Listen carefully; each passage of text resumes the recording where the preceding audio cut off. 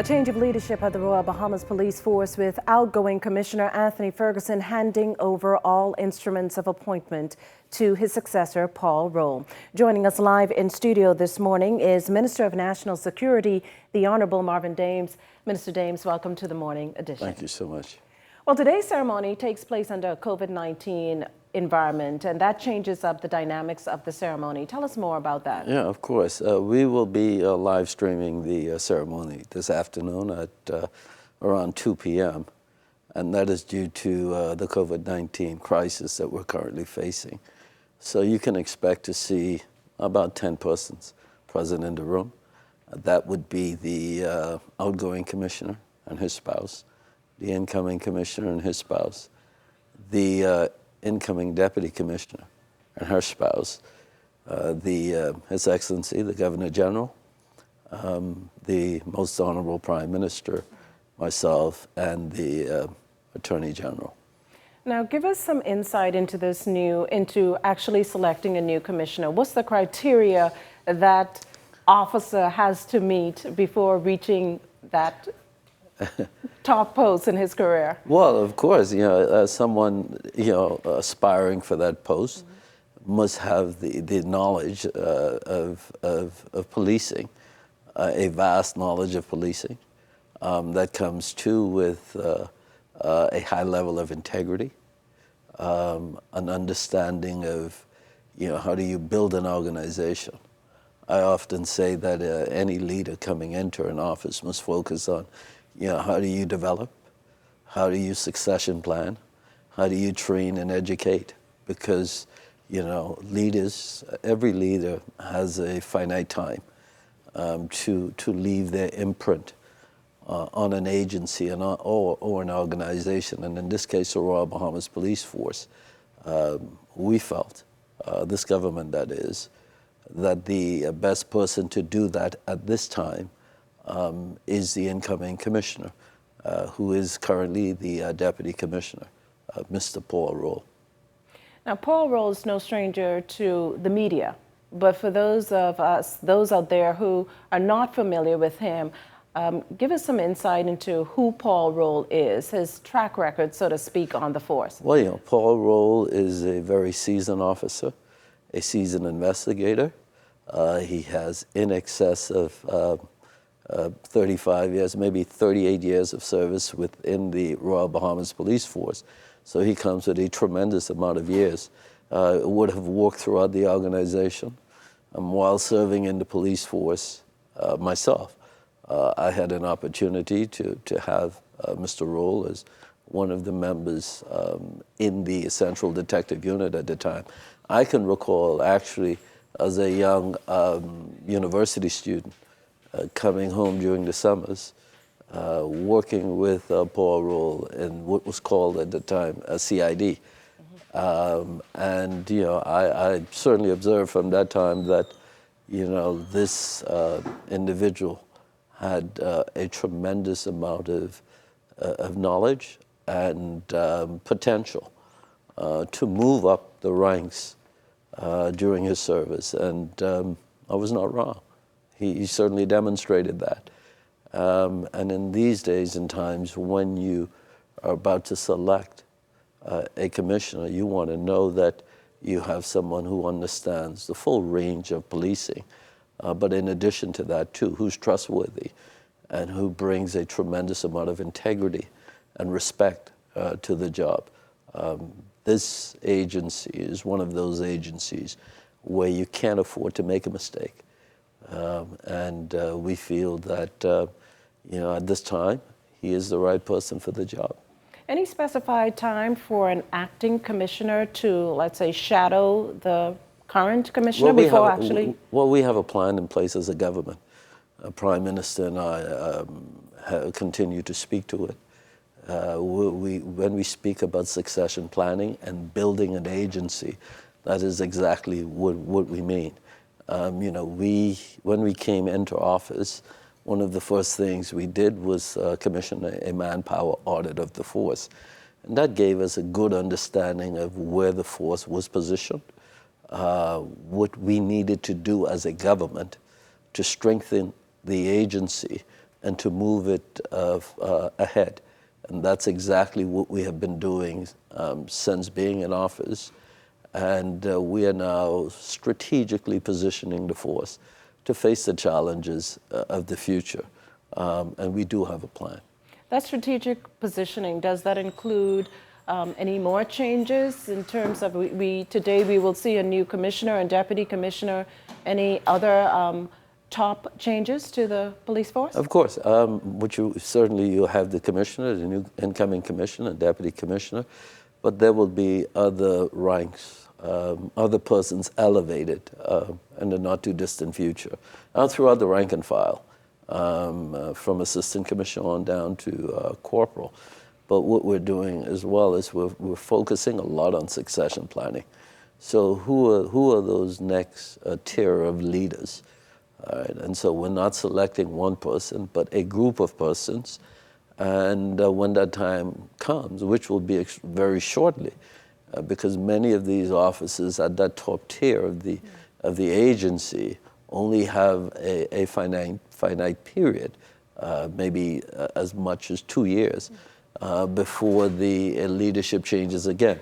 And so we have our job cut out for us. But we do have a plan to certainly identify that next tier of leaders so that we can begin preparing them to lead this very proud agency into the future. Any parting words for the outgoing commissioner? Yeah, I mean, Anthony Ferguson is a friend of mine. He has always been. And from the day I met him, I observed in him a man of an impeccable character and integrity, a tremendous investigator, because he too worked with me when I served as the officer in charge of the Central Detective Unit. He actually headed up our homicide squad. And during that time, we boast some of the highest clearance rate in the history of the agency. And he moved up throughout the ranks, a proud exumian, and one who is very humble and goes about the business of leading. And when he took over, the morale of the force, it just changed overnight. I had officers coming to me and calling me and saying, "Mr. Deems, we need Mr. Ferguson to hang around for a bit longer." But that's what he did. He went about his own way of changing the agency. And as you see, during his time in office, crime continued to trend downward. And that's what we expect from any leader of an organization like the police force. So we are extremely proud of his service. We are grateful to him for the time that he would have spent, some 40 years within the agency. We're grateful to his family for loaning him to the police force for such a long time. And he understands now that it's time to move on. And any great leader, it's the preparation that you would have put in place, while you serve. And although he served for a very short time, his legacy is a good one within the agency, and that's what any leader would hope, after they would have served. And so we're proud of him. I will have an opportunity to express a little more of that today when I see him, but we'll be seeing much more of him. Now, just to shift gears a bit, we're about to enter another 8 days in curfew. Talk to us about the added pressure on your police officers and how they're keeping safe on the front lines. Well, I am proud of the men and women of the Royal Bahamas Police Force and the Royal Bahamas Defense Force and the leadership within those agencies. Although the Customs and Immigration doesn't fall under my remit, the leadership in those agencies as well continue to shine. Not an evening that goes by or a day that goes by that you don't see these officers all across the island, all across the country, as a matter of fact, because oftentimes we focus in on New Providence, but the same thing is being done on every major island in the Commonwealth of the Bahamas. And this is a very dynamic business. And the crisis we face today is very dynamic. It changes by the minute. And so the leaders of these agencies understand, too, that they must be flexible enough to move with the changes, and they're doing exactly that. But what is important here, Makushla, is this, and I continue to say it wherever I go, is that, you know, this is not solely a police function. You know, if we're going to succeed in this crisis, and you hear the Prime Minister every time he has an opportunity to speak to this, he talks to it. If we're going to succeed in this, it's going to require each and every Bahamian to understand that, you know, we don't want a face-off with the police. That's not the objective here. The objective is what we're saying is that we're putting in place these measures so that we can first and foremost protect ourselves, right? And by extension, if we're taking care of ourselves, then we will take care of our families, you know. But if you feel that, listen, I have to be on the streets, I have to be up and about, I'm going to challenge the police, that's not the objective. You're doing yourself a disservice, you're putting yourself at risk, and when you return home at the end of the day, you're putting all of those in the confines of your home at risk. And so we want each and every Bahamian or resident to understand the importance of that.